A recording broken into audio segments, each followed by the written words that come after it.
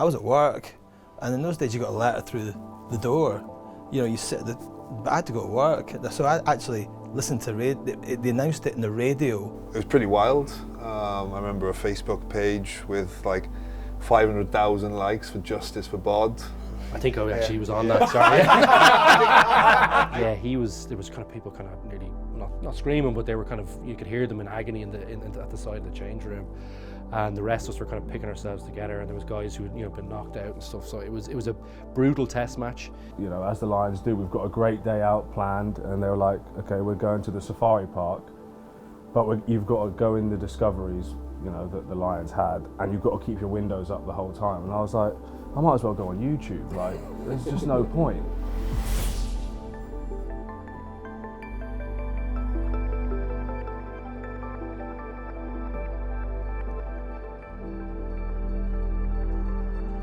Welcome then to the beautiful 45 in Kensington for this British and Irish Lions round table. I'm Tim Cocker, host, and I've been joined by four guys representing the four quarters of that famous crest and representing different eras of the Lions story, from the 89 tour down under, Craig Chalmers. How you doing? We've got Luke Fitzgerald from 09, JD John Fox Davies from 13 and 17, and a bit of a crossover between you and Anthony Watson, who also went on and played in South Africa in 21. Gents, thank you. Great to have you. Thanks very much. Anthony, a lot of people, I'll start with you, a lot of people even a year ago would have had you on their radar for this squad and maybe a test start. With your recent retirement, how do you reflect on your Lions story? I haven't spent a massive amount of time reflecting, to be fair, but you know, when I think about going on the first one, it probably stands out to me more because of, you know, the second one obviously being in COVID, and I think where I was at before that tour, I wasn't necessarily expecting to go on it, or let alone even once I got on, I wasn't expecting to start. So I think that journey that I went on, and the people I met as a result of it, that first one will always stand out to me as the best, and it's definitely in my top three, you know, best rugby memories is that tour. You know, met so many good people, and you know, I think from the outset started off not thinking that there was a few guys that I wasn't going to be friends with or worried about who I was going to be cool with, and then you fast forward 3 weeks after the tour, and those very same people I thought I wouldn't get on with, I was out with in Vegas with. So it shows you how special the Lions is, and whenever you bump into those guys, no matter where it is, it's like yesterday, you know, that you were together. I'm sure these guys will say the same, but the Lions will always hold a special place in my heart for sure. Craig, what do you make of what the Lions has become? Because from 89 to now, it's come away, hasn't it? It's come away a lot. 36 years ago, so I can hardly remember it, to be fair. I think I was only 12 at the time when I was there, I think. But listen, there was 30 players back in those days. You 30 players in tour. There was a total squad that went out there of 35 people. I think 11 Englishmen, 9 Scots, amazing, 3 Irish and 7 Welsh. And you know, I went across there as a 20-year-old. I was a Lion cub, so I had to carry the Lion about fairly regularly. But it wasn't. Yeah. All these just English forwards are trying to hide it. Mike Teague and Gareth Chilcott, yeah, all the jokers. But no, it was a great experience. I only had 4 caps at the time, so it was, you know, to get selected for the Lions so young and so quickly. You know, was a great honour. I hadn't really thought about it that much, but once you're on tour, you just want to get in the test team, and unfortunately for Paul Dean, he got injured early. I think he got injured before he went, but he made the plane and got off the other side. Got his he made the kick-off party. Yeah. got his first week's allowance, which was £25 a day back in those days, guys. Yeah, so we were well looked after. Yeah. That was a lot of beers and coffees. But no, listen, it was a fantastic experience, and unfortunately, I never did it again. I broke my arm in 1993, and hopefully we'd have went on that trip to New Zealand, and then crap selection. 97. But no, listen, it's a great experience, and these guys, as you know, as Anthony says, the guys that you went to tour with, and our tour, we lost the first test to Australia quite heavily, and it's the only test series to lose the first test and come back and win the series. So we won the next 2 tests without me. I was on the bench. I was a good bench man. And we came back and won the two tests, and we won the series over in Australia. So it was, all these guys. Bumped into Brian Moore on Saturday at the England game. Always good to see little Brian. He was smiling as well. He was in a happy mood. He's pleased to see me. So he was my roommate after we won the test series in 2 very in similar Sydney. Personalities, actually. Yeah. In Sydney. There's all these England forwards. You had to share. It was a back and a forward, so I had to share with English forward in most stops. But I always remember Brian got absolutely smashed. I don't know if you could put this on air, but do it anyway. Absolutely, he got absolutely smashed. He walked across the Sydney Bridge, back to the hotel, and I came back to the room with the young lady back in the day. It was I was only 20, a young guy. I came back and she went into the bathroom, and Brian was lying in bed sleeping, but he'd been sick all over the bathroom, and Brian loved red wine. It was like somebody being murdered. There was red wine everywhere, but that's what touring was all about, and we had some great experiences, and just thankfully there was no, mobile phones back in those days. Well, yeah, I will definitely get some more stories of the midweek dirt trackers, but I mean, we can't all be like JD, 6 test starts and not really knowing what a midweek team's all about. But I was when you come to me then. I was going to say. So, Ant's experience of South Africa, we can definitely come on with that, because you didn't get the full experience of that country. But your one tour was what some would regard as the ultimate, because of just how seriously they take their rugby.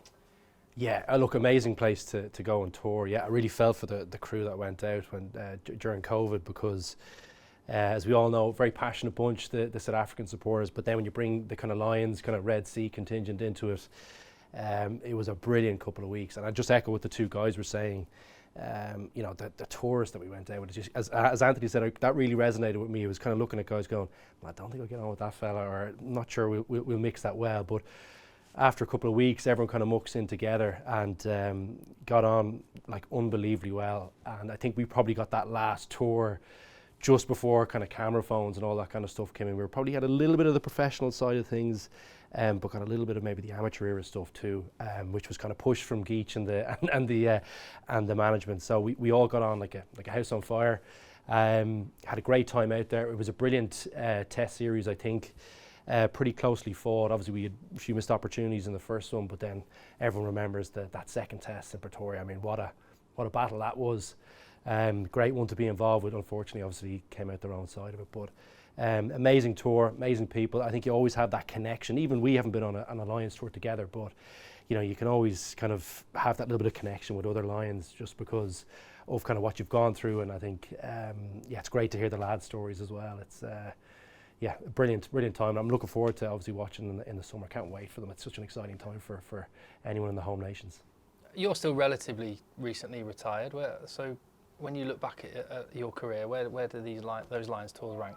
Obviously, player of the series in the New Zealand tour. No, obviously the Lions tour is obviously up at the top. The experiences, the bonds you create, and I think if you're lucky enough to be a Lion, it makes your international experience even better, because when you play against your ex-teammates on the Lions tour post-match, is that you can go and have a chat. It's not, once the final whistle's done, you can go in for a beer afterwards, you can chat, catch up, and it's a real club that you're involved in, and it's really special. And I love my experiences, and Australia, I was relatively young going out there and enjoyed that. And then in 2017 going to somewhere like New Zealand where they're so passionate about rugby, it was full on, but it was a great experience to feel that pressure. Playing at the highest level, it's a great opportunity to really test yourself as a rugby player. Yeah, what does that pressure feel like? How different does it feel from say Six Nations that's on at the moment? I think it's just the level, training, Did you find that with the training? Because I wasn't sure when I went out about, when you go into international training from your kind of club, you're going, well, that's a big step up. And I was like, well, I'm assuming it's similar, but I felt like the level went up again. Yeah, and especially like when you get into the contact drills, the forwards are like, they just like love to take a shot at on the pads and stuff, and you just it just felt quicker and more intense, and that's what I took away from it. It just like prepared you for that extra level then in games. I don't know how it works now, but when we went in the Lions tour in '89, there was 9 Scots went, so we trained together in Scotland. We knew we were going just after the Five Nations finished. So we got together and we trained together Tuesday nights, Thursday nights, once in Edinburgh, once in the borders, because we all lived, well, most of us lived at north of the border. And then we came down and met each other at Oatlands Park Hotel down in Surrey, and we went to train at London Irish, the old London Irish ground, and we were training really hard. And we came down and did bleep tests back in those days. Self-inflicted. The worst. Never heard But that. the Scottish guys were fitter than anybody. I think they were 7 out of the top 10 were Scottish guys fit. So I think it gave the English guys a real kick at the backside, and the Welsh boys and the 3 Irish guys that were on trip. So it was it was just different. It was a totally different experience probably that we had to what you had. I mean, your season didn't finish until May. He arrived out June? to our one. I think there was a couple of Leinster guys. I was in the Leinster team, and there was a few Leicester guys who played in the Heineken Cup final. So we actually went out. I think we were maybe leaving for South Africa on maybe a Friday, but we arrived in maybe the Thursday or something. It was some weird, maybe it was a Monday, and we might have arrived in that Sunday. So we kind of arrived a little bit later and didn't play the first match even, I think. In 2017, we played the Pro 14 final on the Saturday and flew in on the Sunday, and then flew Monday then to New Zealand. But then in Australia 2013, because we'd finished the season, whoever isn't in end of season competition, they have like 2 or 3 weeks training together, so there's a smaller group. Did you do that one as well? They get hammered, don't they? Nowhere to hide in those ones. No, Oh my and everyone's God. gunning for each other. Yeah. But they get a good balance as well, because you try and have a bit of fun as well. But mostly people are trying to, get one up or see where their markers are, So it's always interesting, those sessions. My last game, remember it well. I hadn't played for the Barbarians, and so Mickey Steele-Bodgett, I was the only player that was going to the Lions tour that hadn't played for the Babas. So he said, "You've got to come and play against Cardiff in the Easter tour." So I was like, "Okay." So another good weekend in Cardiff. So I went down, played in that, and this massive big Welsh prop fell on me in the first minute. I thought, "Oh, sugar, what's gonna?" I was fine, thankfully, but made it through the Cardiff evening, and that's the more exactly. We made it through that, and who was I with? I was with Rob Saunders actually. Rob Saunders took me out in Cardiff that night with. You were definitely looking to get out of there.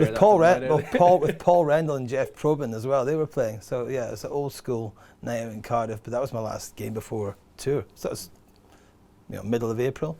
And then there's no more games until you go out to Perth. It's difficult, because the announcements maybe is it end of April, and you might have a couple of games, and it's at the back of your mind, and you're thinking, right, I just want to get on the plane, because you work so hard, and it happens every 4 years. And I remember when the season finished, I was like, thank God for that.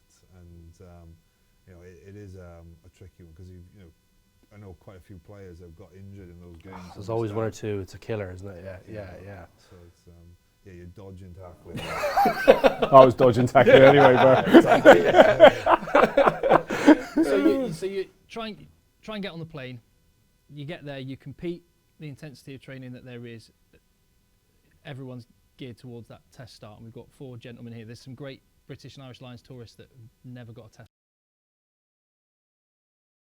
What do you remember? How do you find out? When do you find out? What's that moment like? Well, it's probably different for everyone, isn't it? I had to play a midweek game, so I think we'd had a bit of a rough. So the guy who was in my position, probably figure out who it is. I'm not going to name names, but he had a rough enough day out in the first test. He kind of dropped a couple of balls close to the line, And I was kind of selected to play this one on, I think it might have been on Tuesday night maybe, against South Africa A. So I knew if I kind of did okay in that one, it was a good chance I might get in into the test team. But I do remember being a little bit sweaty, hoping I, just get through this one. Don't make any big mistakes or whatever.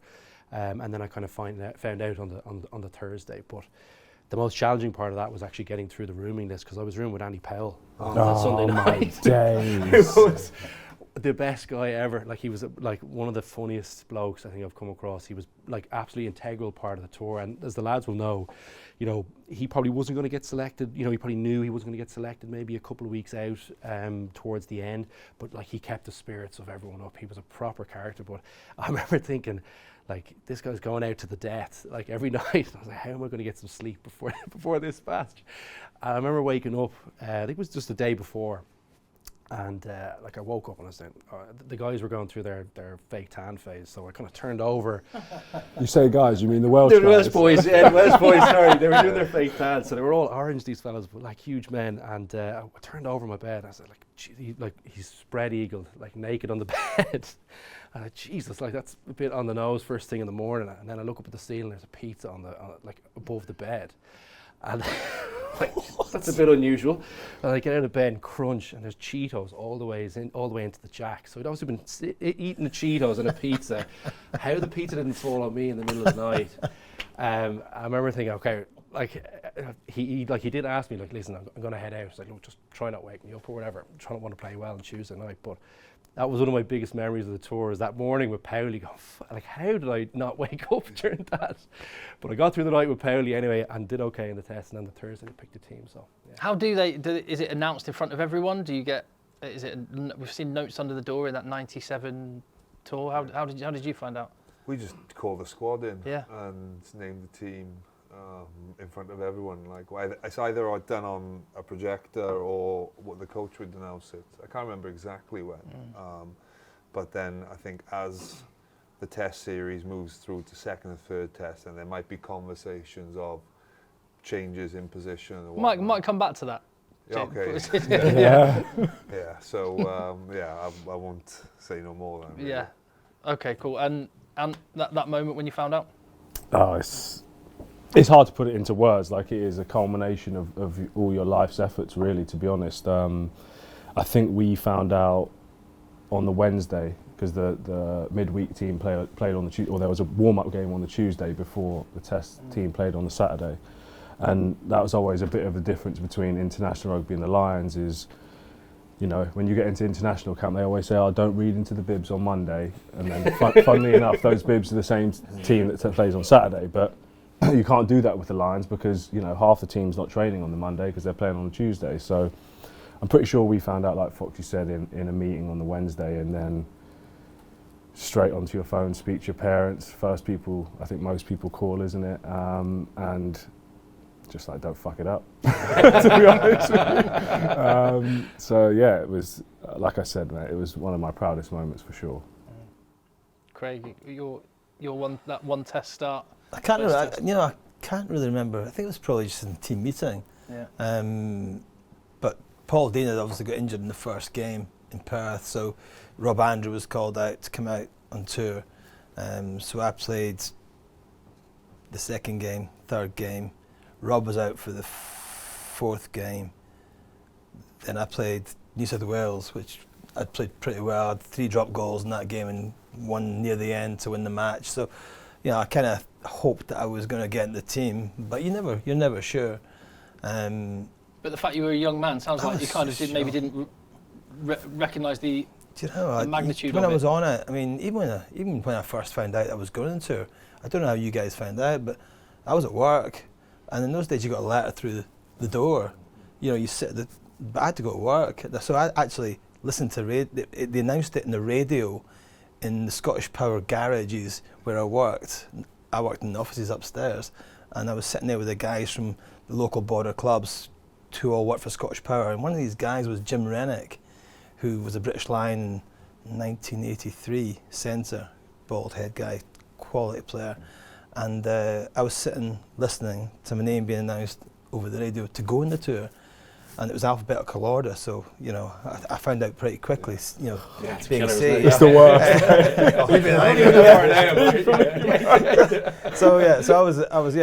But it was amazing. It was amazing feeling just to be going. But to get picked for the test, you want to be in the test team. When you get on tour, just got to get there. Once you get there, you then got to train hard, play hard, and play well. And I hadn't that place in the first test, and unfortunately, we lost that test quite badly. But I always blame Mike Teague for that anyway, because I was sharing. Mike Teague called off injured on the Wednesday, and I was rooming with Mike Teague. So Mike Teague had these couple of mates from Gloucester, a guy called Dever. His name was Devereux, and his mate Tim Smith, fullback. And so when Tiki found out that he wasn't playing, he was still rooming with me, and he went out in the. He was out in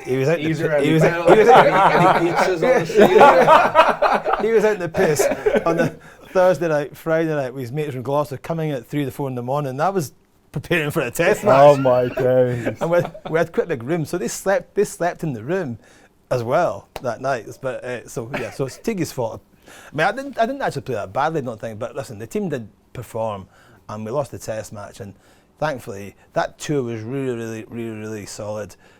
Finlay Calder was our captain, and there was nobody going off in any different direction. We're all very competitive. But Donald Lennon, big second row from Ireland, he was the captain of the midweek team, Donald's Donuts, and I've still got a T-shirt. I got one near the end of the tour, but everyone was really tight, and I think that's the beauty about the Lions, and especially when you win the series, that those winning tours are very, very special. They're all special, but just on that selection. So first test you started, second test Rob Andrew comes in and replaces you. What was your reaction, or how did you deal with that, or what do you remember of that? Oh, listen, I think it was actually Clive Rowlands came and said to me. Clive was a lovely guy, and Clive came and put his arm around me. Ian McGeechan never came and spoke to me, but Clive Rowlands did, and put his arm around me and just said there'll be other tours, and Rob's going to start.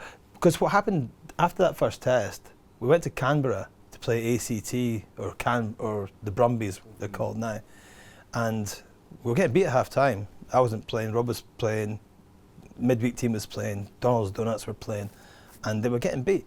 In the second half they turned it around, and it kind of turned the tour around from the disappointment of the Saturday.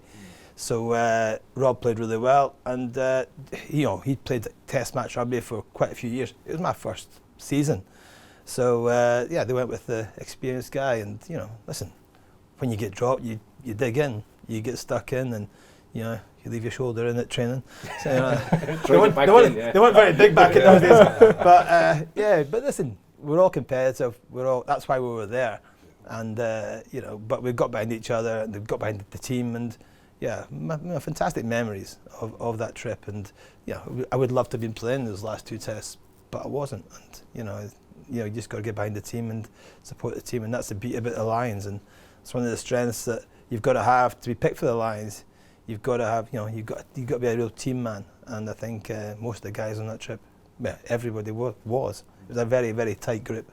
Natural person to turn to after that, with a player being dropped for a test, is to come to you, JD. And obviously everyone remembers the headlines and all the hype surrounding that final test in Australia. What are your memories of that, and how did Brian O'Driscoll respond?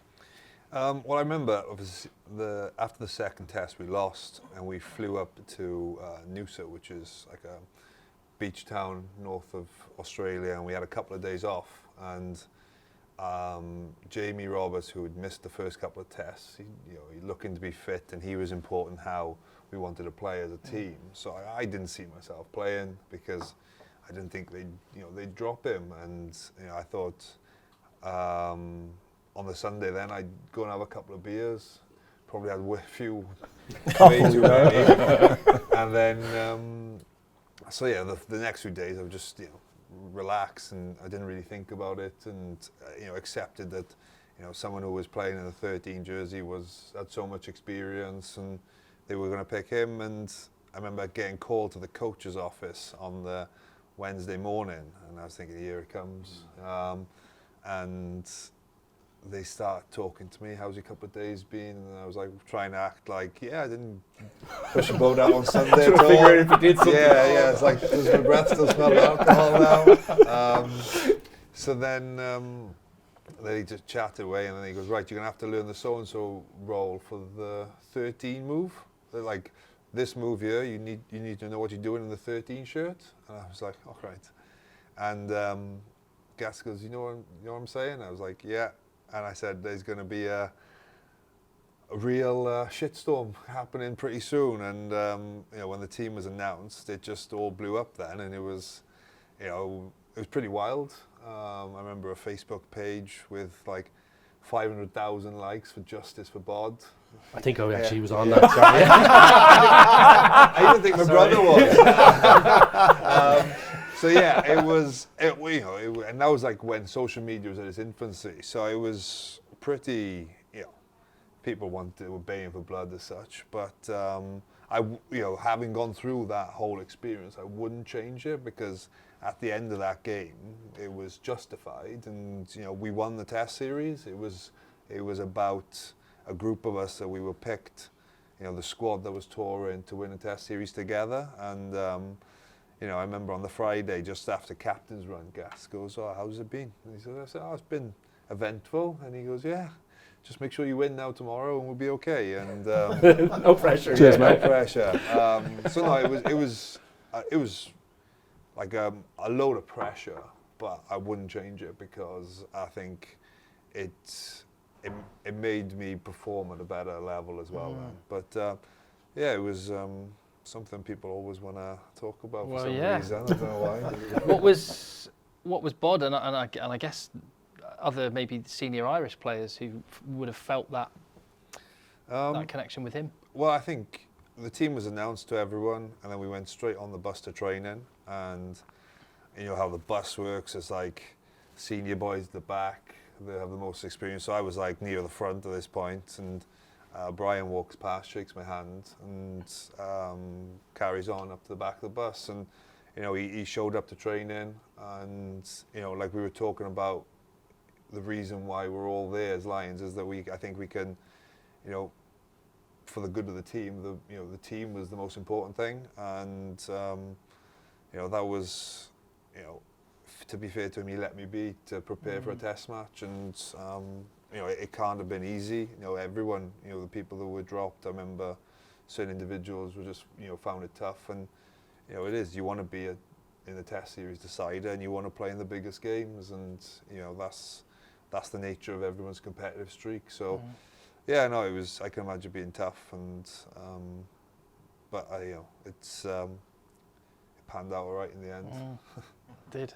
We've got two wingers here who can testify, and had the battle scars to prove just how intense British and Irish Lions Test match rugby is. I know what you're asking me about.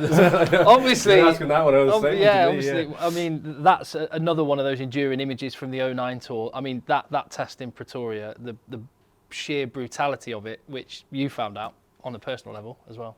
Yeah, the eye gouge, obviously. Yeah, so it was kind of unusual, all right. Yeah, as Anthony will know, the wingers generally try and stay out of the rough stuff as much as possible.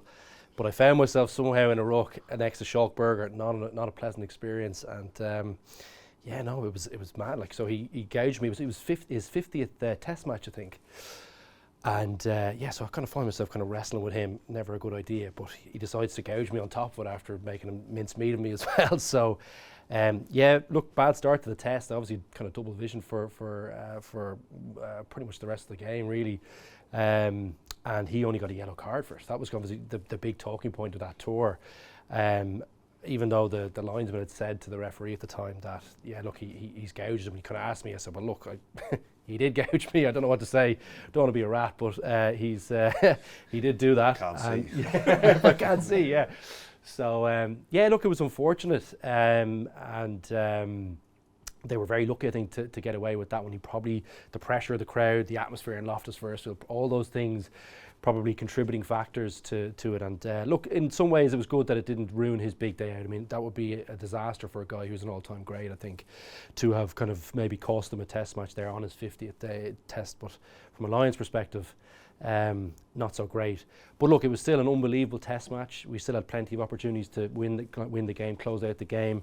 I mean, half-time, I'll never forget the scenes at half-time in our dressing room. There was two guys, Adam Jones actually, the shoulder was out, so he was kind of, trying to get that put back in. He's stuck out, wasn't he, or something? Oh, he's a big boy. In fairness, it's hard to get that shoulder back in. So, there was kind of people kind of nearly not screaming, but they were kind of, you could hear them in agony at the side of the change room, and the rest of us were kind of picking ourselves together. And there was guys who had been knocked out and stuff. So it was a brutal test match.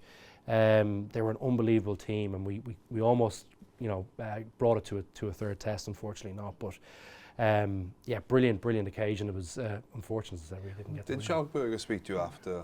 I met the two guys, himself and Backies. Backies put in an unbelievable hit that obviously very highly illegal now, but at that stage I think they were just kind of coming to terms with that. He hit down, I think it was on Jonesy, I think, and dislocated his shoulder. And the two boys were coming in. They'd been out all night, and all our guys decided to go off on. I think they were into Pretoria for a few drinks and drown the sorrows. But I couldn't go on that because the guys wanted me to go and give evidence against Schalk at the hearing the next day. So it was double whammy. Kind of had to leave the team, and then the two boys come in, big kind of grins, Backies and Schalk. It's just me in the room with the two boys, and they were like. They were actually really nice blokes. I actually met Schalk afterwards at the 2015 World Cup. Absolute gentleman, but the South Africans, when they get on the pitch, different beast. Yeah. But really, really pleasant guys. They obviously were off the back of a big night out, and I was obviously licking my wounds. Look, as I said, lovely guys. As I say, most rugby folk, I think, generally you're trying to kill each other for 80 minutes, but afterwards, enjoy a beer together. And what was the dressing room like after, obviously, with the way that game finished? Oh, it was unbelievably dejected. Felt so bad for Raj. I think he's an all-time great in Ireland, has done some unbelievable things across his career. And I always felt like that experience kind of coloured his view maybe a little bit of the kind of Lions, of some of his brilliant achievements in Lions tours. And he got fielded in Australia, didn't he? Oh, fielded in Australia, the poor guy. Duncan McRae, wasn't it? Duncan McRae. That's right, great memory, jeez. I felt really bad for him, and I actually didn't think it was all his fault, really. I think there was someone else who didn't chase that kick. It's not like, if Roger's putting a Gary Owen up, it's not usual that a 10 would be actually chasing that. So there was another person there who didn't chase that, who got no flack for it. And obviously, look, it was still a pretty clumsy incident. But look, he still had to nail a 50-metre kick to win the thing. So there was not all Roger's fault. I always felt like he was kind of unfairly vilified for that one. I made a mistake in the first half for one of the tries as well. So I got to slink off without getting much flack for that. But look, it was a very dejected changing room. It was a very, very close-knit group, as I'm sure your Lions tours were. I could really empathise with what Craig was saying about his tour. It was a real tight-knit bunch, and we were gutted, absolutely gutted. But lads turned it around the next week and finished on a bit of a high, so I think everyone had a good feeling coming away from it. But you always want to be part of a winning Lions tour. I'm envious of you on that one, Craig, And you had a little encounter with Sonny Bill's shoulder in a very intense series. Again, not exactly like Luke. You were facing the world champions at the time, and that was some series. Yeah, I mean, I'll never forget the first test. It was like, I couldn't believe how fast they were playing the game. It was like we had no answer to how they were playing, obviously. And then the week after, obviously, as Luke will probably agree, it started raining, and I was like, as a winger, this is not ideal. But for the Lions' chances, it was probably a really good opportunity for us. And the game started off pretty well, and I just remember picking the ball up, and I had Naholo breathing down my neck, which isn't great to start. And then I looked up, and Sonny Bill was there, and I was like, oh God, do the sign of the cross quickly. And next thing I know, I was just on the floor. And I was taken off for a HIA. I didn't even see him get a red card, to be honest with you. Followed the protocol: elbow, apple, carpet, saddle, bubble, whatever it is, all the words you got to say. Mate, it was just ridiculous. But similar to what you were saying about having to bump into those guys, I actually went on holiday with Carl Sinclair afterwards to Fiji, and we walk into this hotel, and who's in the lobby drinking kava? Sonny Bill Williams. I was like, brilliant, this is going to go down. But he, like the other lads, like he was an absolute legend. We sat there and drank kava with him for a couple of hours. I think Sink was there a bit longer than I was.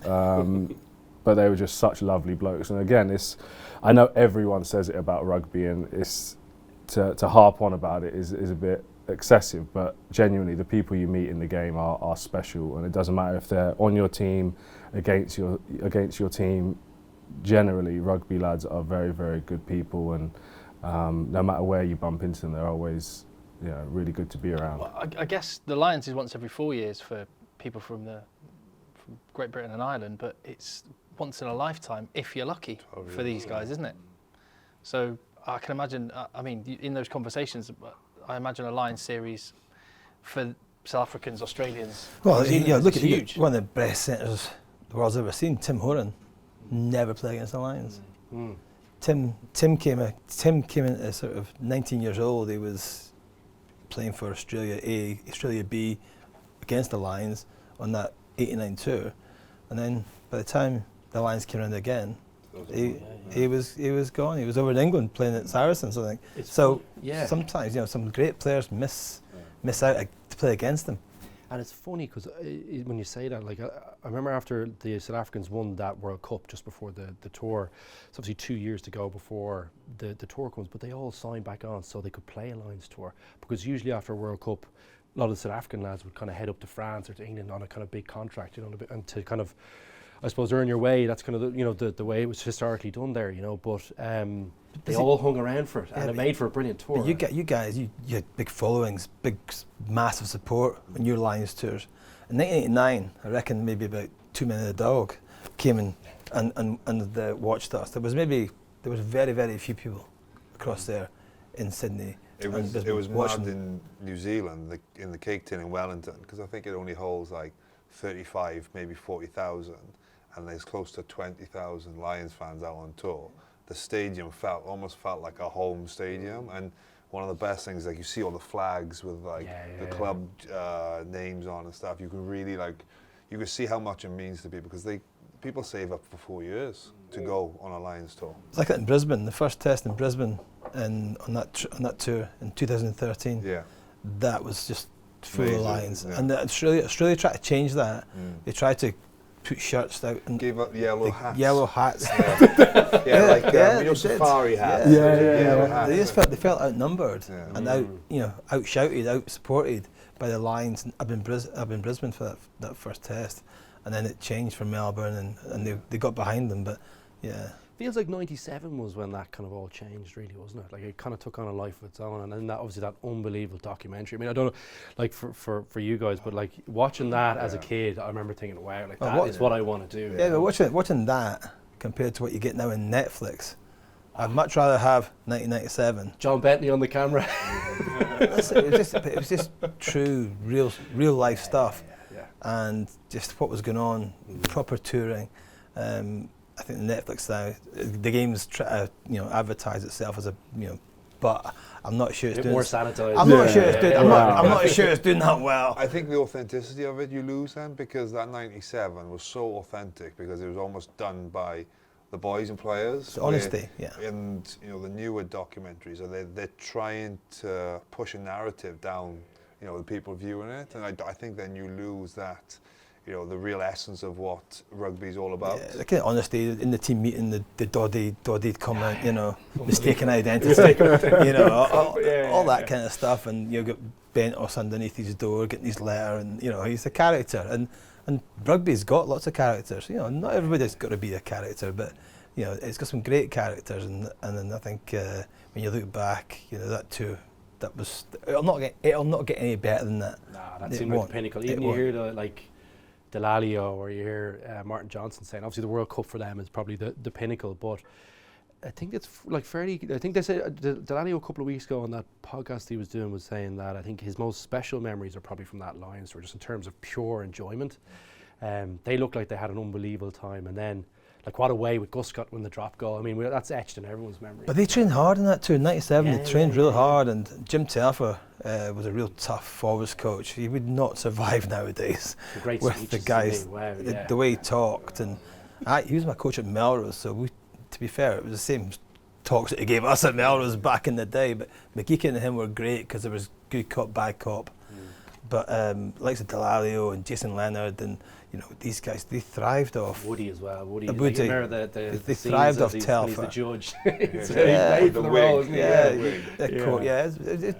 It was a great time to play, and just a change over to professionalism. And the guys, I mean, to be fair, all the Lions tours, they all include having a few drinks and getting to know each other. And I think when we landed in Perth in 1989, we had a few drinks at Oatlands Park in Surrey before we went, obviously, but we went for a little run around, and then McGeechan goes, right boys, over here at the bar, there's barbecue going, and there was beers, and then we just got smashed, and got to know each other better. I don't think you try explaining that, like, the best way to get to know someone is having a beer, and you explain that to someone outside of rugby, they're like, you just love drinking. The worst excuse ever to have a beer. Borderline alcoholic. The next morning, we're a lot closer. But it is. I suppose a bit more honesty, and people get loosened up a little bit, maybe a little bit too much sometimes.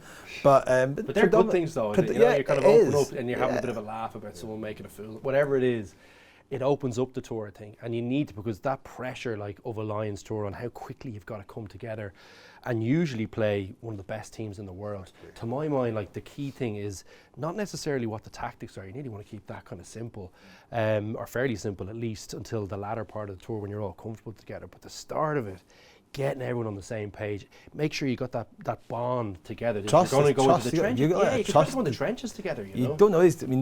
I didn't know the guys that well, but I had Rob Jones inside me, and I mean, you couldn't have asked for a better guy inside you. He passed the ball right wherever you want. If you put your hands there, the ball was there. He was like a bullet, and he was fantastic to play outside right throughout that tour. But just everybody, back lines. But I mean, Brendan Mullen, you had John Devereux. There was some quality players. I guess 4 nations to 1, the sort of people outside of rugby would just assume, that will instantly make you better. But as you said, rugby's like emotion's a massive part of it, and you used the word being in the trenches, those relationships. Just can you try and get across the challenge of making 4 nations into one team in a short space of time?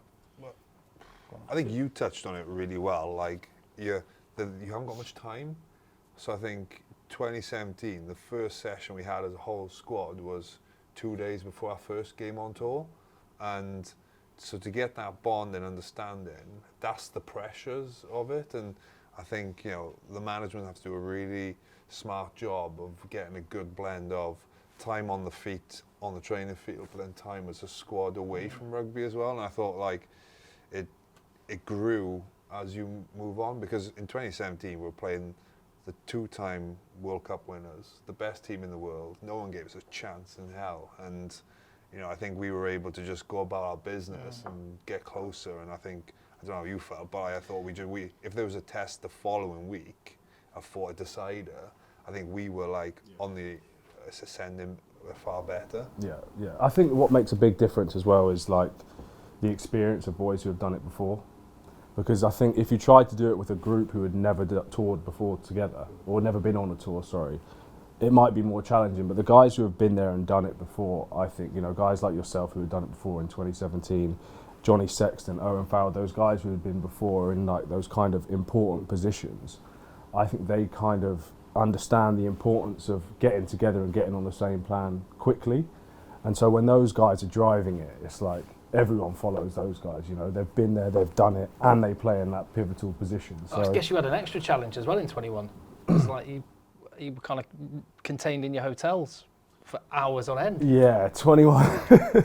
21 wasn't great, and I do feel sorry for the guys who that was their only tour, because the fans and the stadiums and experience in the country is what make it so special. I remember we were in Johannesburg when we first got out there, and they were like to us, as the Lions do, we've got a great day out planned, and they were like, okay, we're going to the safari park, but you've got to go in the discoveries that the Lions had, and you've got to keep your windows up the whole time. And I was like, I might as well go on YouTube. Like, there's just no point. And so it just took away from it a bit, to be honest with you. And it did make it more challenging because, as you said, the emotion of Lions tours is really important. And you get emotion from the fans before the game and the build-up and all that stuff. And when they're not around, it wasn't great, I'll be honest. You know, some boys enjoyed it because we were locked in a hotel and we had drinks, and some boys really loved that. But I think it took away from what the Lions is really about.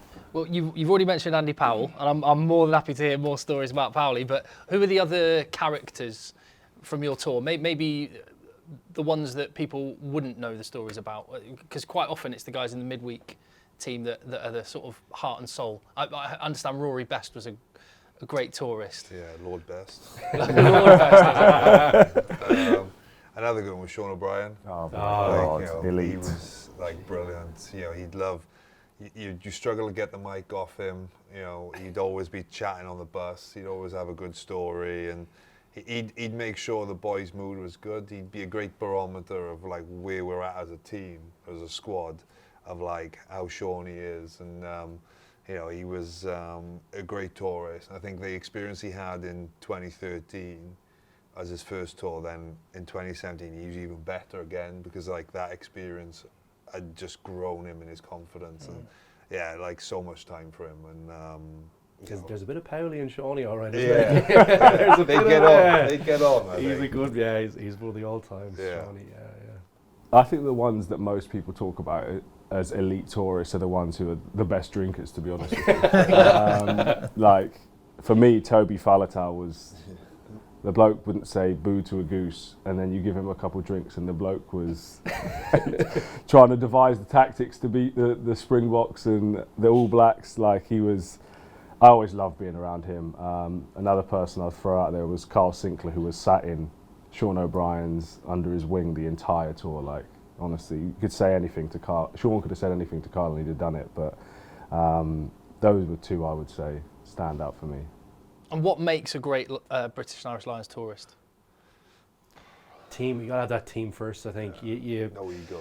Yeah, like even so, that must have really hurt. I think that's an unbelievable example. The you know, Brian say coming up to shake your hand afterwards. You know what I mean? That must have really hurt. But like that's what he's a Lions captain for a reason. You know, is that he was able to kind of shelve that and say, listen, best of luck, and we're all on the same page, even if it really hurt. And like everyone here knows, or hopefully you don't know, but if I'm sure we did at some stage, that, you know, getting dropped from a team, like it really hurts. You know, so I think they're probably some of the best tourists, people who can kind of get themselves going again, can train brilliantly. I thought Andy Powell was a brilliant tourist for us, because centre of the crack, but also he showed up for training every day. Now I don't know how he did it, but he did it, and he showed up, and he was like, he had great energy and a positive vibe around the team. So they're kind of, to my mind, on the tour I was on, that was kind of the key elements of it. You know, people who weren't getting selected, really, really important for the test team and getting them ready, whether it's training well, but also having a good vibe around the camp.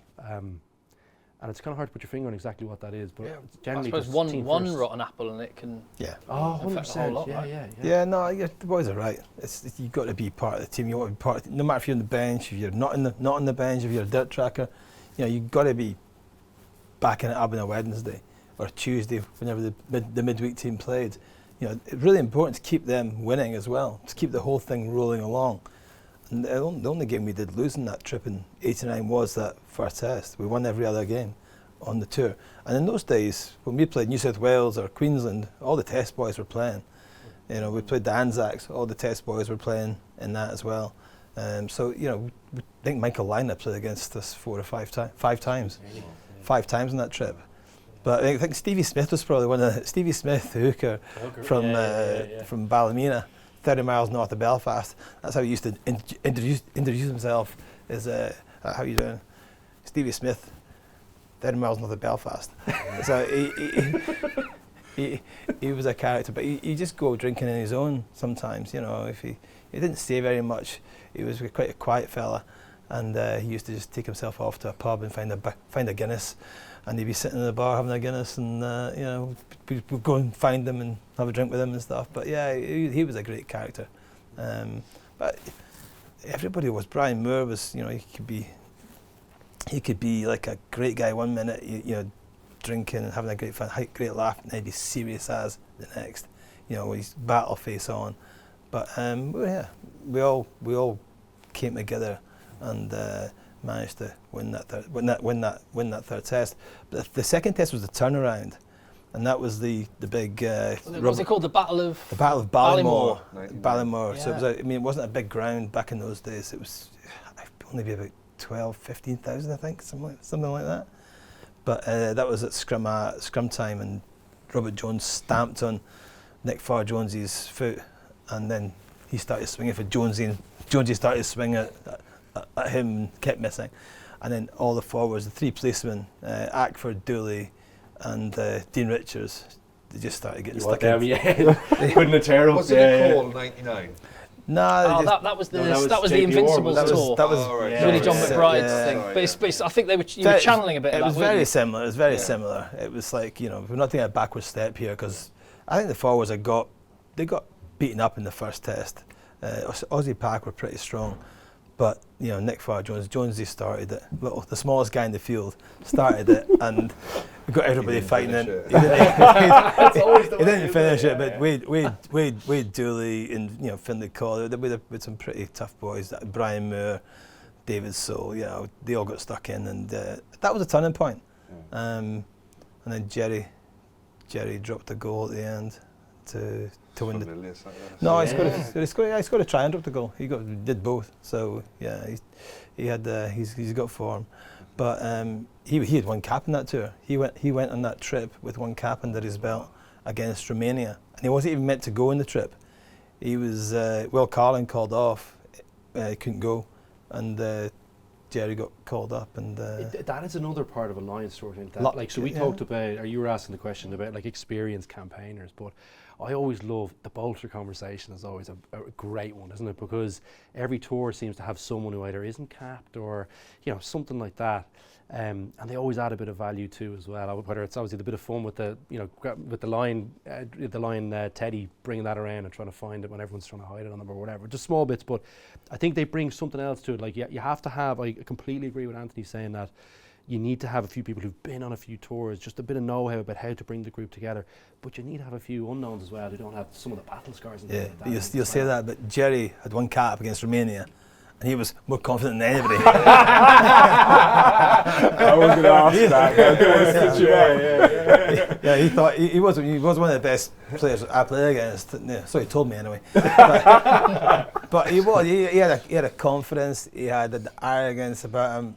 But he could play, and he backed up in the field, on the training field. He just glided the way he ran, and he was I played with him quite a few times in the Barbars as well. So he was a great. I got on really well with him, but yeah. He must have got humbled on a few socials, no? He got humbled. He was up in court a few times. Yeah, of course. He was up in court a few times. I can't say what for, but. Gents, the clipboard's come out. I want to use your collective minds, and we're going to select a British and Irish Lions squad for Australia 2025. Squad or team? Both. Well, we'll rattle through this, because I think there's some positions and there's a lot of names that I think we could probably come to a consensus fairly quickly. There's a couple of positions where I think we could be here for another hour having a chat. But I'll base this on a 40-man squad. Your three hookers. I'm happy to chuck names in the mix, and you can just pick. Sheehan's got to go. Kelleher. Dewi Lake. Sheehan, Kelleher, Lake back available now for Wales. Jamie George for England. Is there anyone else outside of those? He could be a captain, maybe. I quite like it. I like Jamie He's not George. starting. Is he starting? Don't know. Well, yeah, I suppose Karen Dickey's ahead. The chat is Dewi Lake's the guy from what he should be going, or he should be thereabouts. It'd be interesting to see how he goes now in the next couple of games. Like if he's called back into the squad and he's got an opportunity to show what he can do, he'd definitely be wanting to put his hand up. So if we go Sheehan, Lake, and who's the third name then? You've got Kelleher, George No, seem to be the two. Kelleher, yeah. Kelleher, right, fine, there we go. Hookers. You can get stuck in the comments with the thoughts. Lou said prop then. You see, you've asked four backs to pick no Cox. care. Who cares? Right, well, just rattle through the forwards. So we got Porter, Genge, Schoeman, Nicky Smith. Porter against Schumann. Fought against Scumin, is Yeah, that it? yeah, Right, yeah, fine, we're done. yeah. There we go. Told you it'd be Do quick it with some yourself. positions. Tight head props. Obviously, we haven't seen Tyg Furlong in the Six Nations, but he's one of those players that's got that experience and pedigree. Beelum actually might be. Who? Beelum has been really good. Fagerson may go, Scottish tight head. He's very good. He's solid. He's needs to maybe sometimes do a bit more than loose, but he's a good scrum. He's a good scrummager, and he always holds his own. If you had to pick 3 out of those 4 that you mentioned, Xander Fagerson, Will Stewart's Will got a chance. Stewart, I was going to Yeah. say, he's playing very well. Yeah. And then you got the 2 Irishmen, Furlong and Beelum.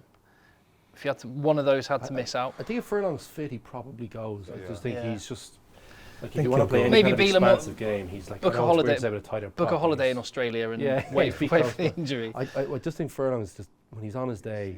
If he's fit, he's like different gravy. I think. Yeah. Okay. Now, there's loads of spots. I'm going to say we've got 12 spots in the lock and back row position, some who can play in all positions. So who are the ones straight away that are just on the Told plane? you. Tyburn. Toji, Tagburn. It's OJ and Byrne, okay. I think McCarthy. McCarthy. Yeah. Joe McCarthy.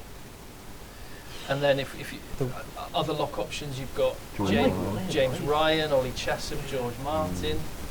Like they Davies Ireland play Jenkins. better with James Ryan in there.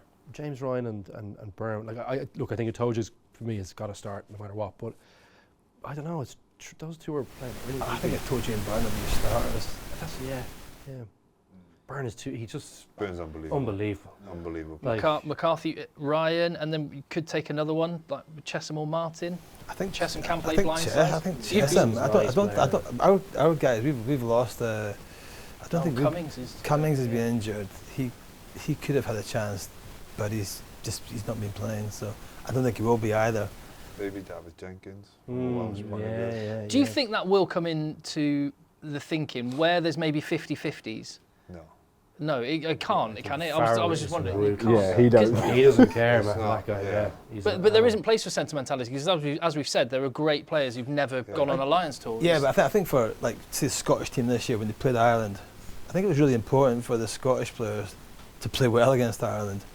To say like, listen, we're as good as the guys that we're playing against here, and if they'd won that game, that would be a big statement to Andy Farrell that listen, we want to be on your tour. Unfortunately, that didn't happen, especially in the forwards. We didn't front up, so I think it's going to be a bit harder for some of our forwards to get on this trip. Although they did play well on Saturday against England, so. A few of the back rowers we've gone. Yeah, but I've been looking at the back row before I came here, and Nuts. how would you get into that back? Yeah. How would you get in? How many second row have we got now? That's 4, unless you want a fifth one. Four's enough. We'll probably bring a hybrid, wouldn't you? Yeah, There's a hybrids, few which guys is who are why good. I wonder whether Chester might get on the plane because he I think can play back row. Chesham maybe. Yeah. But so Marrow can, Tygburn can. There's a few of them who. I don't think lock to 6 is that much of a. you're right. You say that like you know what Yeah, actually, We can always add another name later. mate, I remember on that 2017 tour to New Zealand, for some reason, I don't know why not many backs were training, and they made me do pick and goes against Marrow and Alan Wynne. Oh my God, I've never been more filled in my life. It was an absolute travesty. So I do know what I'm talking about. All right, we can always come back to that, but let's start filling some spots in the back row then. Who are the on the plane guarantees? Doris. Curry. Doris, yeah. Tom Thing. Curry. Tom like Curry. Jack Morgan. I think Jack Morgan's got to go. Got to go. Jack The Morgan's heart gotta of go. that lad Yeah, is yeah. just. Where will they unreal. play though? Where will 7? It's Van der Veer as well. Van. Yeah. He's got to go. Like I think he might go, but I like Beard. Baird's be great on the bench for you. Dynamic. Yeah. big unit And he as can well. play row if you're really stuck. If you go with a 6-2, Baird is lovely to have there. Rory Darge has been playing well. Just Ben good, Earl. yeah. Richie. Ben Earl. Ri- Jeez, yeah, Richie Ben played well. Earl. Richie Yeah. played well on Saturday. Like, do you know who's playing unbelievable? And you could have made a good case for him starting ahead of Doris last year was Jack Conan. Yeah. Jack Conan has turned every game that he's played, like against England, that was in the melting pot. And he came on, I think Jack Conan's playing unbelievable. I know he's injured at the start, but Jack Dempsey's good. Yeah, he's excellent. I know he is good. He's an 8. He's an 8, out and out 8, I think, isn't he? Back row is a nightmare to pick. We've don't got wanna Toby. I don't think you can rule out he was, Toby. yeah, it's unbunbelievable on the weekend, yeah. You know, And a he's- tourist, is, like, he knows Yeah. what it's about as well. I don't think anyone else plays like him, which I think No, is his advantage. Skills are amazing. If we can get through this, we're into the stuff that's your bread and butter. We're into the back line. But this is where the selections are going to be. This one, isn't it? But yeah, So- I think Jack Morgan might have a chance of being Yeah. to play in that company. I think you'll see the best of him. Oh, Yeah. I think he could be amazing on Honestly, tour. it's, I feel like we're forgetting names as well. There's that many contenders. So I've got that Doris you is a mentioned. shoe-in. Like he might. Would he? Is he a Doris it's him and Itoje he'd maybe be for captain. is I it think maybe? Doris will be I captain. think Doris will be captain as well. Do you? Yeah. Only because he, you know. It's a big step, but like, he hasn't been on a tour. You know, Itoje's been on a True. tour. You That's know? a good point.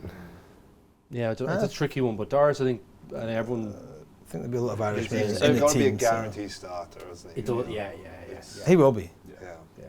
There you are. but so will Itoje, I think. Yeah. Oh, yeah. Definitely. I think. Yeah. Oh, let's stick with that for a second then, because they seem to be two names that come up a lot, and I don't see a guaranteed starter outside of those two and Jameson Gibson Park. We'll come on to that.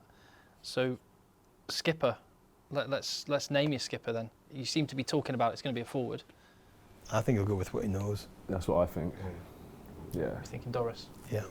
But he knows he's worked for Amaro a lot. Yeah, Maro. I know. I just like Maro that he's been on a tour. Yeah, that does make a He'd be kind of difference. used to. Like I remember, one of the things that shocked me on the Lions tour was just there's kind of a different level of aggression with kind of English media. Like, and I remember being like, and the room was so much bigger. You know what I mean? I remember like the Irish thing. The Irish media is guys. pretty fierce. Depends where you sit, yeah. No, but I do remember. No, it's a bit more like.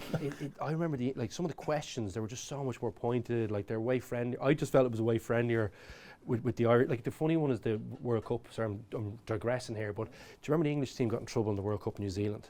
What one? No, but Just when they all went out to that pub and they got in trouble. Right, yeah. The week before, the Irish team were in there with the Irish journalists doing the exact same thing. So like I do remember that it was that was a difference. So I wonder about Doris, and I wonder, is it a big ask for him to do both? That's my one thing about that. Whereas I think Itoje would have been used to the bigger room, just a little bit more pressure. I know he's new to the job, but Doris is too. So I don't know. It's just a thought. Maybe for me, Itoje, but I don't know. The guys sound like. I think you can't go wrong with either. I don't want to sit on the fence, but like it's You're not. spoiled for choice. Then, Happy days, right? Well, they're definitely in the leadership group. But back to the back row then. We've got Doris on the plane. Jack Morgan. Jack Morgan seems to be a consensus there. If Toby's fit, he'll go. Yeah. I think. He will now. Okay, definitely. maybe at the expense of Conan, like you were saying, who has played very well and was the starter Gone on the to last tours tour. as well. He's gone on a tour. I think. But I think Falta was he was excellent. I do like Baird though. When Yeah. Baird. He's a bit of versatility, doesn't he? A bit.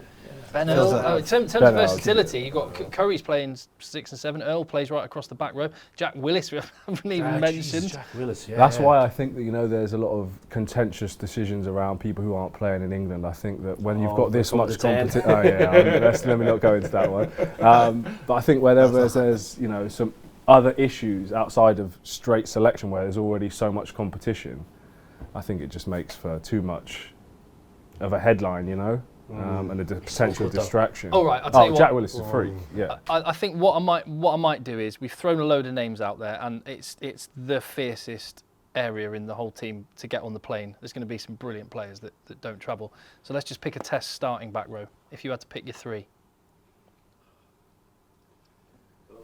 Doris. Even that's tough. Yeah, no, Doris will be. Doris is I think Jack Morgan will play himself in. I feel like Van der Fleer is He's playing back to his World Player of the Year levels, isn't he, at the minute? He's probably just below that for me, and I think that's probably why everyone's saying Morgan, because Morgan's just so eye-catching. So many big moments. This is why we need. I honestly wouldn't argue with it if you said Either or, I'd be like, happy to go with the group on that one, but feels like, geez, are we leaving out a World Player of the Year? Who would you go with Yeah. 6? Well, that's why we need a forward in here, because they would talk about line-outs and all that stuff. Who are the sixes? Jack plays 6 on the weekend. Oh yeah, true. So if you go Van der Fleer, Jack, Do you leave Curry, something in the line? Curry. well you do, but then you need big second rows now. And then are you light with Tyke Byrne? But maybe Doris does it for you.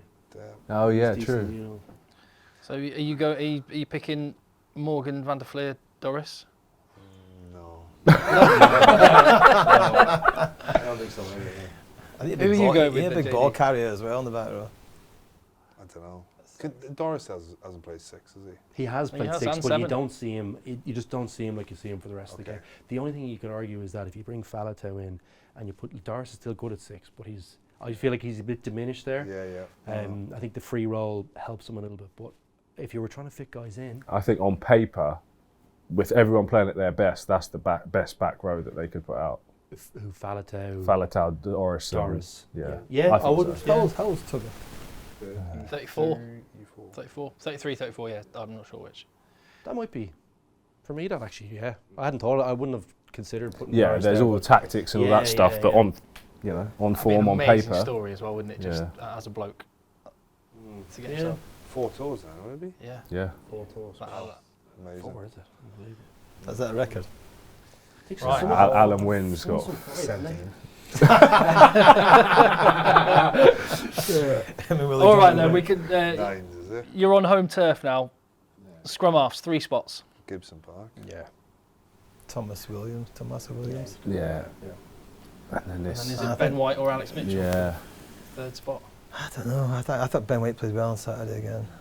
I think it's a tough one. It's a toss of a coin. It is that one. It's a toss of a coin. I think Ben White's done well. I like him. He runs great lines, support lines. He's he's a bit like Saturday reminded me a bit of DuPont on Sunday, the way that he backed up and stuff. And if you're picking Gibson Park, which I think it sounds like everyone thinks he's the shoe in, it's more like for, just in terms of the damage you can do and the pace you're playing at, it's more similar for the team to bring someone like that. I don't know, just maybe. I wouldn't be surprised if to they that. go with a 9 who plays very differently. Ben Spencer could be one. Yeah, fair. If they want to play a completely different. Yeah, I Mitchell's know good. it's- Mitchell's Oh no, good. I'm not saying he's, Mitchell's but he good plays player. similar to the other. Yeah. Horn's been good off the bench. Who? Horn, yeah. There's a lot of Scots fans would But have him he doesn't starting. even get on the bench though. Last week, they had Dobie in the bench last Conor week. Murray, forget him. And that is exactly to your point. That's completely different. And Yeah. you can see the value of that at different points. Like that kicking game Yeah, is just. and he's done it. You've seen him picking Conor Murray on the bench. And he's a big game player, where he's real cool, head and shoulders. And he know that role. Like, I don't think, knowing Conor, he'd be like, I'll execute that role I have with the team. And he's physical. Like, if you decide to go a different way against Australia and not kind of get into a firefight out wide, and you say, well, look, we think we've got an advantage in the pack here. Murray's a nice guy to guide you around there too. So there's a lot of different names there. Jamieson, Gibson Park, Thomas Williams, and come on then, between the 4 of you.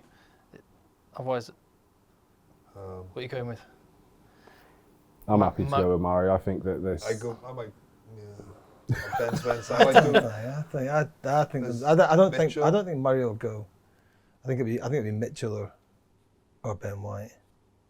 Probably have to be starting, do you? Or is that, or maybe I'm wrong. Maybe you have to pick a specific team. Mitchell. Don't have to, but Yeah, Mitchell maybe. I like Mitchell. Mitchell has got his spot on the plane. Right then, I'll turn to you first, Craig, fly half. This is tough because in tours gone by, some of the names you've already mentioned, Listen, Johnny I think- Sexton, Owen Farrell, I think Dan Bigger, big names. There's a load of youngsters now. Picking on Farrell, so. Finn's not had his best first 2 games, but I thought his gameplay was outstanding last week. I thought he was excellent last week. Goal kicking is a big problem, obviously, if he kicks like he did on Saturday. He's been good though, hasn't he? But he he's, has been. up to that, he's been good. He's got 38% so far in the 6 Nations, which isn't great. But Finn will go. Finn will be on the plane. I think Prendergast will go. Wow. He looks like he has so much time on the ball. I think he'll go. Watching him Saturday. He's young. I think he'll definitely go.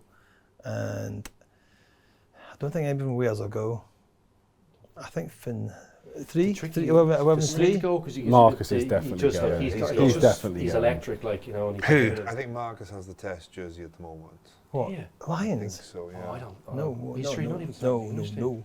He's my ace in the hole, I think.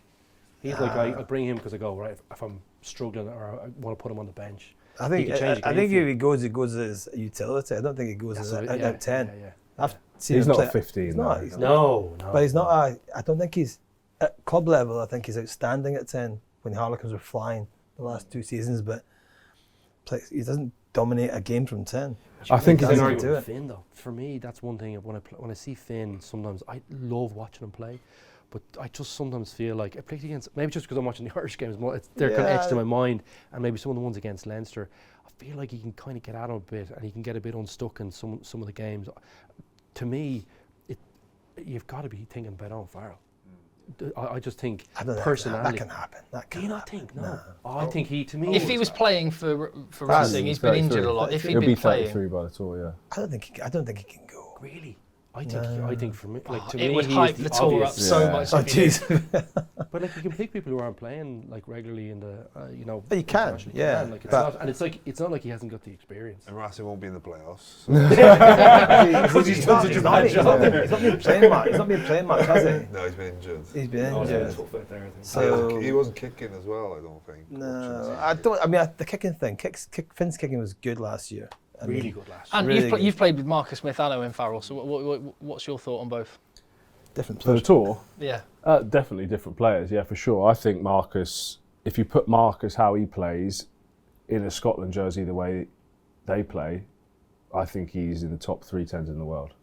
I think Marcus is special. He can do things that other 10s can't, and I think that gives him an advantage when being selected. So if it was down to me, I would have Finn, definitely. I'd have Marcus on the tour for sure, if not starting. And then, again, if we're going on out and out on paper, I think Owen is definitely still. Yeah. But whether it's likely or not, if you don't take him, then they might go with 2 10s.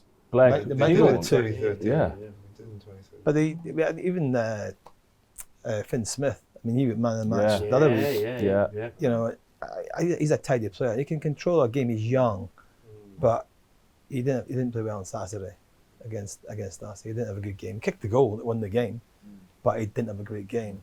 Feels like he's got a big future there. He has. I think he fits England better, a little bit better. I actually completely agree on the Marcus Smith thing. He's magic to watch, but I just feel like he just fits the mold just a little bit better for what I runs think. the If I game. think of great England teams, I just think he is more in the mold of a great. Yeah, he's England more like a team. Rob Andrew. I think what we're looking at Johnny is not Wilkinson. great England. Oh, team. sorry, yeah, no, I Like, just mean just on that point. yeah, Yeah, I think I'm thinking, right, Andy Farrell, the way Ireland played, who would I could put into that system yeah. and would look good? And Marcus Smith Oh yeah, in that Irish system at the would be back. so and- yeah, dangerous, yeah. especially the quality that'd be outside of him as well. So it's he's spoiled for choice. I just sometimes think Marcus isn't looking outside him sometimes. He's looking for himself a lot of the time. I personally feel. But I mean, the amount of breaks he makes. That's what I mean. Yeah, If you can do it, you you're got it, young. yeah. But I think sometimes when he gets put back to full back, he looks more dangerous. He looked great. Yeah, he is dangerous back there. He's got back to. I mean, in the autumn, he got put back there. And he actually looked more dangerous at full back than he did at 10. He's got electric pace. So yeah. it's a difficult one. He's a talented player. I like the way he plays, but I just think he doesn't dominate. I'd be dominate in a your game. world on it too.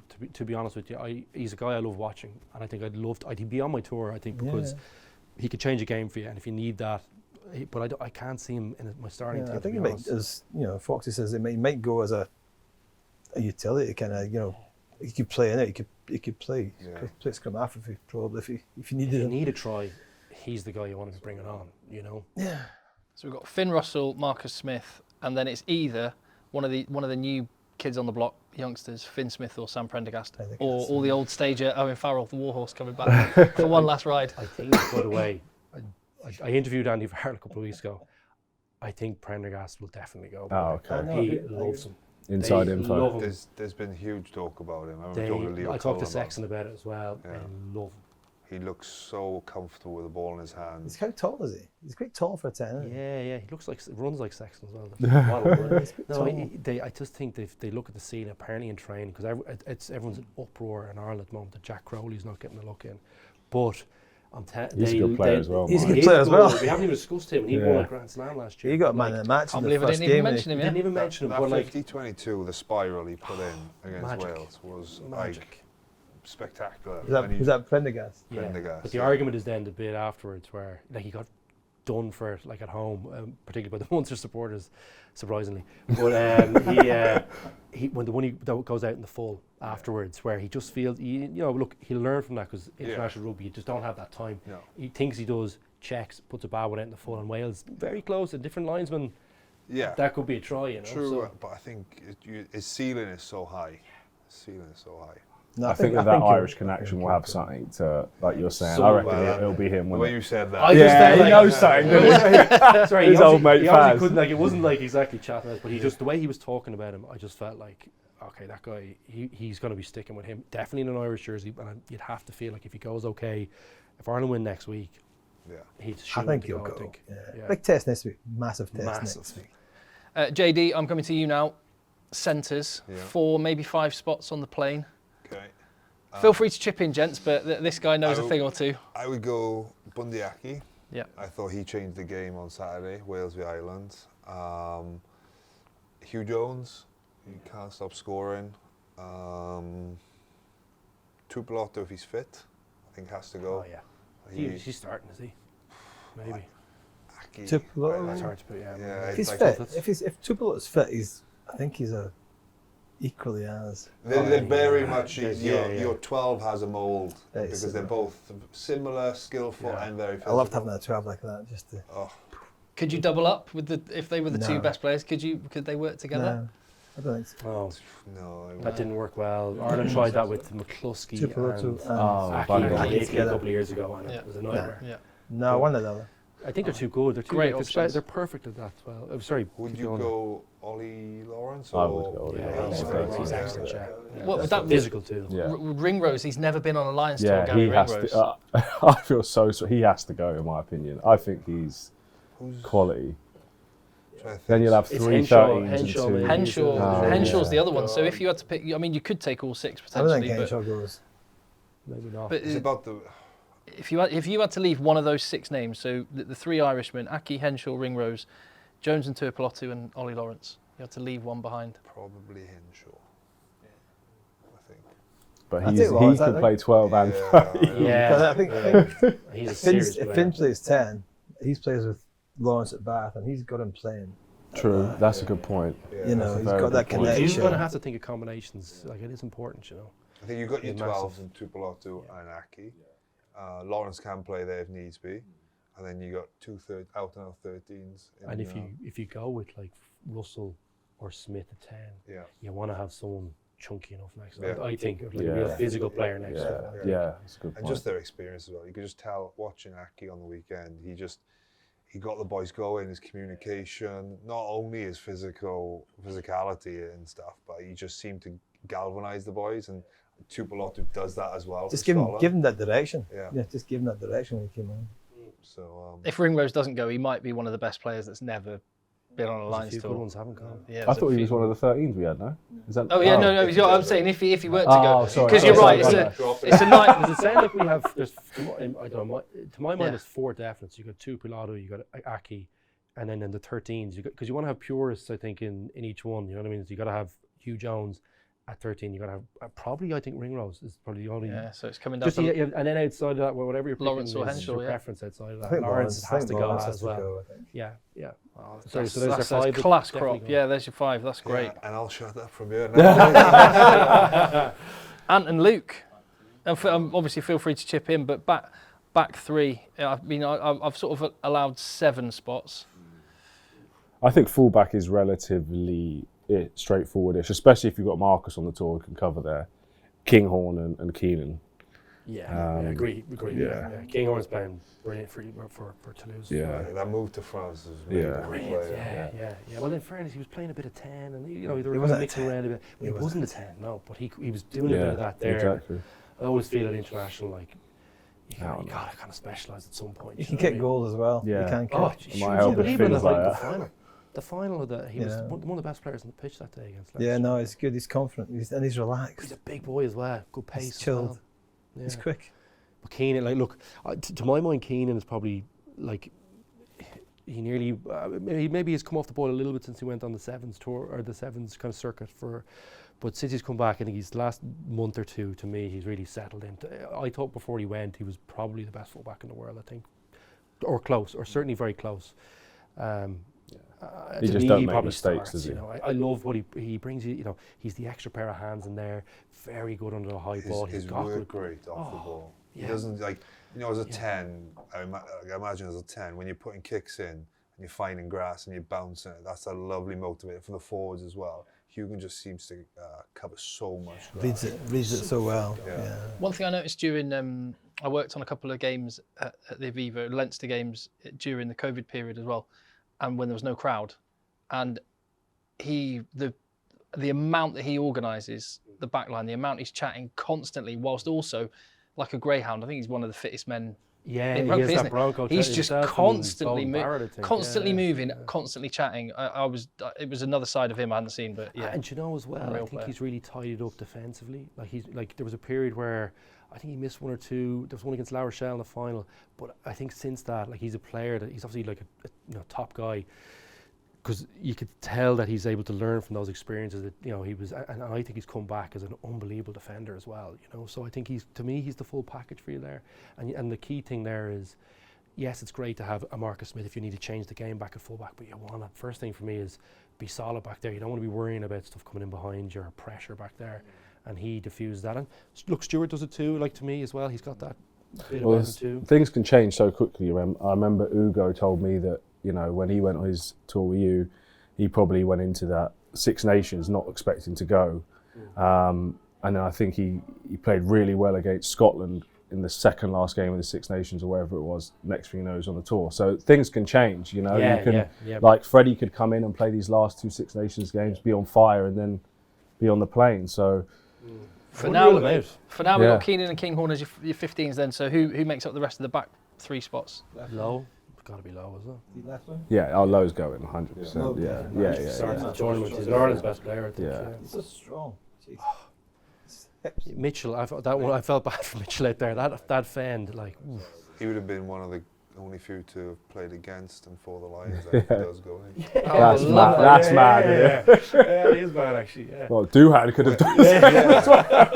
But do you remember what Johnny did in 2017 when we played the Maoris? Did you play that game, the Maoris? Yeah. So obviously on tour you get two jerseys and the guys come in to swap jerseys, and the Maoris brought in jerseys that they were given from the shop. They weren't even matched jerseys.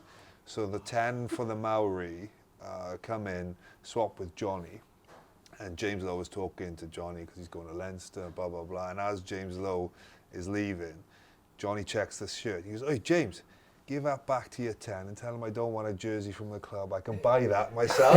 So then we're all looking in our bags. Yeah, give this back to the 13. I don't want this. And then James Lowe was walking out with 10 shirts. And he was just embarrassed then. But yeah, but James Lowe's definitely going. James Lowe. Who else you taking, Ant? Luke? Doohan's going. Doohan's got to go, yeah. And he's been on a tour as well. Yeah. They're in the same wing, aren't they? They're in the same wing. So that's two serious athletes, in fairness. They're in the same wing, so it looks like Emmanuel Faye-Boso, who isn't playing during the Six Nations, is going to have surgery. It might be out of the Lions option now. Something unusual about the timing of that or whatever. Did he get If he was fit, he'd be going. No questions. Freeman. Yeah. Yeah, maybe, yeah. I think they're a bit off, but the Welsh back three was good on Saturday. Really good. Jeez, we forgot a fullback, mate. Liam is still. I know he's going to miss the rest of the tournament, but if he's fit. Yeah. You talk about solid, mate. They don't get much more solid than Joe Schmidt used to call him. Joe Schmidt used to call him the scaffold. Yeah. He was. Is that what he was? Yeah. We thought I assumed that, but talk about what a player. Yeah, magic. Yeah. Oh, that break in 17.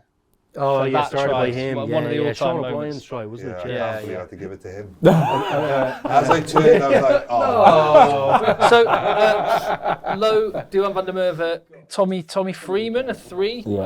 If you had 2 more spots, who'd you give them to? Matt Hansen? Darcy Graham? Yeah, I agree. Darcy Graham? I think those would be... Those are the 2? I would be happy with that. Matt Hansen and Darcy Graham, Tommy Freeman, Duhan van der Merwe, James Lowe? Maybe it's a tough one. Josh Adams as well. Josh Adams. He hasn't. I don't think he had a tough defensively against France, albeit pretty difficult to play against him out wide. But to me, he's not where he needs to be at the moment. Even though he's top quality, but Darcy's not fit at the moment. But the guy that came in and played for him Saturday played really well. Rowe. Kyle Rowe. I thought the Welsh back three were brilliant on the weekend. I didn't really see the game that clearly on Saturday, but I think the matchups come in like Scotland Wales. Yeah, You that's know, a that big game, one, yeah. there's going to be a massive, I think, decider on certain spots in certain positions, and yes, it's intriguing. I don't know. They might go with a bolter, like you're saying. You know, you're talking about earlier with that Elliot Me. Is it Elliot Me? Yeah. Ellis Me. Ellis sorry. Me. He was Ellis good. Me. Yeah, he was Sorry. that one just scored in the corner. Yeah, so he was his first cap on the weekend. And They couldn't tackle him. yeah, He's strong, wiry, kind of, yeah. he's not obviously as big a set as like Douan and James Lowe, but like he's strong. Yeah. But yeah, it's still early doors for him. Left You wing never would be know. tricky though, wouldn't it? I think it looks to me like those guys probably have I it. think but you got Duhan and Lowe playing the same wing. I reckon Douan will go play on the right. Do you think? Yeah, one of them will have to just flip it. Well, But Can you James is imagine- left foot. James got would the you lefty, ever, yeah. Would you ever say, no, I'm not going to play a position to be a test lion? Yeah, no, yeah. So, unless you step off the left. Stepping into touch. Yeah. I think we've picked a squad. One final job then, I'll lead this and you chip in. I'm based on what you've said. A starting test 15 for the British and Irish Lions. If everyone's fit and available in that first test, we have got Porter in the 1 jersey, Sheehan in the 2 jersey, 3 jersey, Ferguson, Stewart or Furlong. Furlong, if fit and firing, Furlong. So an all-Irish front row. Second row then, you've already said Vernon Itoje. Yes. Is that So, yeah, it's pretty okay? good, that. Back row, Doris, as you picked him as your captain, he's going to be number 8. And did you say earlier, you said sort of hinted at Van der Fleer and Morgan, but did you go? I don't think that That he'd be a bit works. bigger than that. Oh no! Did you say potentially if he's fit and firing, Faletau. Faletau, Doris, Doris and- Van der Fleer? Yeah, we did or that. Morgan. Yeah, Morgan, Okay, sorry, yeah. all right. Gibson Park is your 9. 10. Come on then, pin your colours to the mast. Is it Finn Russell? It's got to be Finn Russell. Look at JD's body language now. I don't know. I think all the 3 that we picked there. Yeah. But it's We've been in Australia the last 4 or 5 times. We've played them. So. so there you go. Shows everyone, isn't it? I think he lost at the very end. Wales are losing their son. We gotta shut up. Shoot. Yeah, you know that's going to be on. His injury, it's like Russell. my bad. You just made yourself a meme. Yeah. I agree with Greg. I think it's probably Finn's turn. He deserved it. He deserved the first test. But I think if everyone goes Russell, I wouldn't go against that. If Owen Farrell gets called up, that would be the story. Just the story and the hype. That would be amazing. 12. And then JD, you were talking about Aki Jones as your partnership. Yeah. Tuipulotu is going to be pushing Aki all the way. Yeah. Oof. 15, is it Keenan or Kinghorn? Or could Kinghorn end up on the right wing? Plays there for Toulouse. That's a shout. He's Yeah. right in the air, good kicking It's games. a big back 3 end, isn't it? It is. But I think it's big no matter what, isn't it? Yeah. Like if you go to 2. Does anybody else kick in the back line? Not really. Nobody else. That's Backup actually a kick. good point. So But even actually kicking out of hand, not many. Do you know what I mean? Let go. Oh, yeah, of Got course. low My bad. and- Yeah. Finn doesn't even take the dropouts. So it's Kinghorn takes Are him. you going Keenan low a plus, and then it's so if you had to It's move Douan. Kinghorn to the wing or It's do gotta be, it? It's If too Burbank was fit, I like it. I Yeah. like Furbank too, yeah. I just don't, it's hard to go if you haven't played at all in the Six Yeah. Nations, unless you are, have been before, Yeah, experienced. Very true. I like Keenan at fullback personally. I just think he's a fully complete player for me, to be honest. And he opens up the Kinghorn's pitch a for great you. player on the bench as well. You can go 6-2 with Yeah, him. that's a good point. Yeah, fair. All right, fine. So Gents. Oof, I think we made it. Easy as that, Andy Farrell. I think we actually managed to make it. Thank you very much, gents. Appreciate that. Andy Farrell, easy as that. Thank you very much for watching. Thank you, gents. Jonathan, Luke, Anthony, Craig, appreciate your help. Thank you very much, 45 Kensington, for hosting us. And if you want to be there down under for the British and Irish Lions tour, well, thank you very much, Genting Casino. They have got an opportunity for you.